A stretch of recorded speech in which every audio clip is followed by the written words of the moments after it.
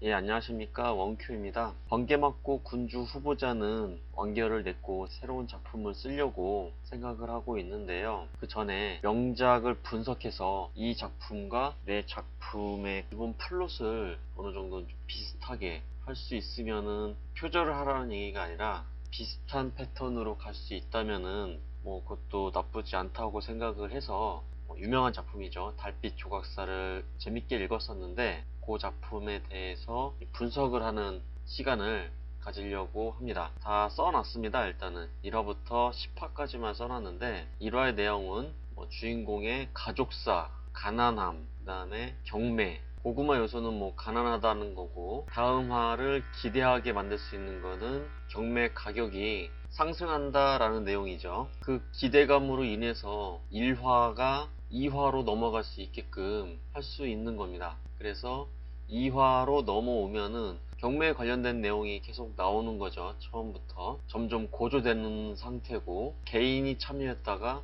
회사가 참여하고 결국에는 30억 9천만 원의 낙찰을 받았다고 하고, 마지막에는 그 검은정정이라는 사람들이 뭐 하는 사람인지에 대한 의문, 이런 걸로 인해서 3화로 넘어갈 수 있게끔 해주는 요소가 되죠. 그러므로 인해서 30억을 벌었다. 게임 캐릭터 계정을 팔아서 30억 9천만 원을 벌었는데, 한번 벌었으니까 다시 한번 30억을 벌 수 있다라고 생각을 갖게 됩니다. 그래서 목표가 가난에서 벗어나 30억을 벌자, 이게 새로운 목표가 되는 겁니다. 그로 인해서 운동도 하고 남은 9천만 원으로 가상현실 게임 접속기라고 해야 되나, 그거를 사고, 그 다음 처음으로 가상현실 게임인 로얄 로드를 접속하게 됩니다. 그러므로 인해서 4화로 넘어갈 수 있게끔 하는 거죠. 4화에서는 이 소설의 제목인 달빛 조각사, 조각사에 대한 내용이 처음 나옵니다. 그리고 허수아비를 사냥하는 것, 허수아비를 깬다는 것 자체가 고구마이자 흥미 요소가 되는 거고요. 그로 인해서 보상으로 스탯이 상승한다라는 것을 받았고요. 이 조각술에 대한 내용이 나오면서 달빛 조각사라는 퀘스트를 받게 됩니다. 처음 이제 제목이 달빛 조각사이기 때문에 달빛 조각사에 대한 퀘스트가 기대감 요소가 되기 때문에 그냥 쭉쭉 읽혀 나가는 거죠. 이제 이 퀘스트는 발동 조건이 어렵다, 어려운 조건으로 이게 발동이 됐다라는 내용이 나오는 거죠. 그러니까 흥미로운 요소가 되고 기대감 요소가 같이 나오는 겁니다. 그러므로 인해서 퀘스트를 수락했습니다. 퀘스트를 수락했으니까 다음 화가 어떻게 진행될지 궁금하잖아요. 다시 궁금하기 때문에 다음 화 6화로 넘어가는 거고요. 6화에서는 조각술에 관련된 간단한 퀘스트를 수락하고 연계 퀘스트로 A급 퀘스트를 받게 됩니다. 그럼으로 인해서 조각술로는 돈 벌기 힘들다, 그거죠. 이것도 어떻게 보면은 처음에 마이너스 요소로 시작하는 거죠. 로맨스 소설 같은 경우도 서로 남녀가 싫어했다가 나중에 사랑이 무르익는 것처럼 처음에 주인공이 이것을 싫어했다가 좋아하게 되는 그런 요소로 조금씩 좋아진다라는 느낌으로 가야 되기 때문에 처음부터 조각사라는 직업이 좋다라고 안 나오고 나쁜 직업이구나, 이런 식으로 나오는 것 같아요. 달빛 조각사라는 것을 더 자세하게 풀어서 알려주고, 이것은 히든 직업이다 라는 내용을 알려줍니다. 히든 직업이라는 것은 퀘스트 발동 조건 자체가 어렵기 때문에 히든 직업으로 넘어가는 게 상당히 더 어렵다는 거죠. 그러나 조각술로는 돈 벌기 어렵다. 왜냐면은 얘의 목표는, 지금의 목표는 30억을 버는 게 목표인데, 조각술로는 돈 벌기 어렵다는 거는 조각사가 되지 말아야 되겠다는 거죠. 근데 히든 직업으로는 괜찮은 직업이에요, 달빛 조각사는. 그래서 애증의 관계라고 썼는데, 주인공과 달빛 조각사와의 관계가 서로 애증의 관계이지 않을까라는 그런 느낌으로 쓴 겁니다. 처음이니까 달빛 조각사를 당연히 받을 거라고 생각을 했는데, 히든 직업이기 때문에, 제목도 달빛 조각사이기 때문에 당연히 받을 거라고 예상했는데 받지 않아요. 거부. 히든 직업을 거부해서 그 다음 화인 7화로 넘어갈 때 기대감 요소로 작용하는 거죠. 근데 7화에 넘어갔는데 궁금한 거는, 히든 직업을 거부했는데 이거에 관련된 내용이 안 나오고 허수아비 수련 과정이 끝나는 걸로 나와요. 몇 명이 기초 수련 과정을 마쳤는지, 이런 거가 나오고, 위드가 주인공이 NPC인가 사람인가 유저인가 이거에 대한 궁금증도 일게 하는 요소로 신비감을 주는 그런 주인공이 돼버렸죠, 주위 사람들에게. 그 다음에 기초 수련 과정, 다음 과정에 대한 그 떡밥이 일단 하나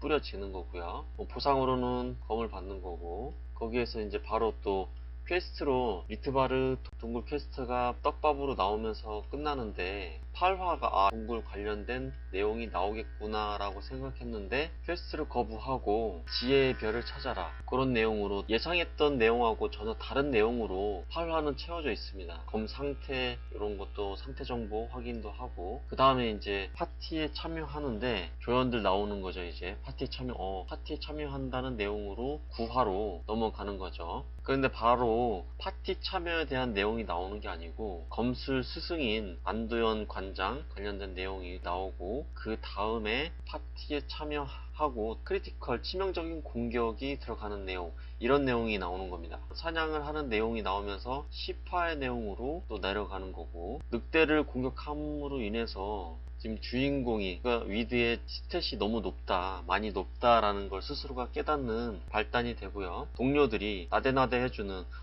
쟤 대단해, 우와 대단해, 이런 식으로 주인공 대단해, 이런 내용도 조연이 생김으로 인해서 해주는 거고요. 레벨업 했다는 것 자체도 이런 것도 보상으로 받을 수 있는 거고, 이렇게 됨으로 해서 10화까지 끝났는데 아직 안 나온 게 지혜의 별과 리트바르 동굴 퀘스트, 이렇게가 있거든요. 지혜의 별을 통해서도 조각사 관련된 직업을 얻게 해주는 거고, 지혜의 별을 통해서 리트바르 동굴로 가게 되는 거죠. 원래는 리트바르 동굴 퀘스트를 받지 않았는데 이걸로 인해서 리트바르 동굴 퀘스트로 다시 가는 거죠. 여기에 관련된 것도 또 지혜의 별을 만나기 위해서 다른 여러가지 집 앞에서 이것저것 하기도 하는데, 그러니까 어떻게 보면은 하나의 떡밥을 던지고선 바로 다음 화에 해결하는 게 아니라, 하나의 떡밥을 던지면은 이거를 미리 던져놓고 15화, 16화 이런 식으로 떡밥 회수를 하는 거죠. 리트바르 동굴에 가게 되면은 여기에서 전설의 달빛 조각사 직업을 강제적으로 받게 되는 걸 알고 있을 거예요, 읽었던 사람들은. 네, 그래서 뭐냐면은 그냥 여기까지는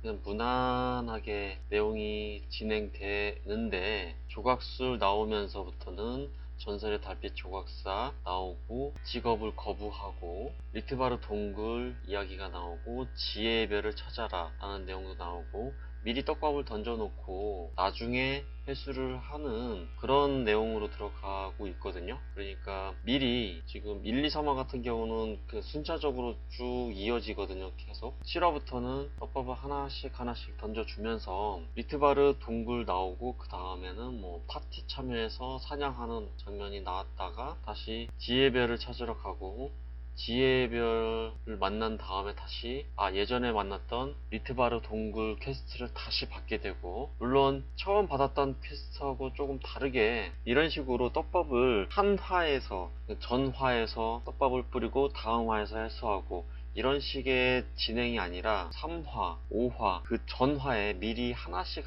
떡밥을 던져놓고 천천히 회수를 하는 것 같아요. 왜냐면 여기 같은 경우는 사냥을 하는 장면이 나오거든요. 또 사냥에 참여하고 파티 사냥을 하고 동료들하고 만나서 얘기도 하고, 동료들은 나대나대 해주고, 이런 식의 내용이 있기 때문에 좀 구성이 알차다라는 느낌이 들었거든요, 초반에. 지금 10화까지밖에 분석을 안 했지만 다음 내용도 마찬가지로 미리 하나를 앞에 할 내용을 살짝 언급해주는, 다른 방법으로 언급해주는 방법이죠. 지금 다른 방법으로 언급해주고, 결국은 이렇게 되는구나 라는 식으로 거기에 갈 수밖에 없는 그런 상황을 만들어 주는 것 같아요. 그냥 처음에 리트바르 동굴 퀘스트를 지혜의 별로부터 받으면은 새롭게 느껴지는 거지만, 미리 한마디 해놨으면은 이거는 그런 내용이 있었구나 라는 거를 알고 있기 때문에 좀 더 수월하게, 그리고 다른 사람의 퀘스트랑 조금 다르게 갈 수 있다라는 독특함, 차별화된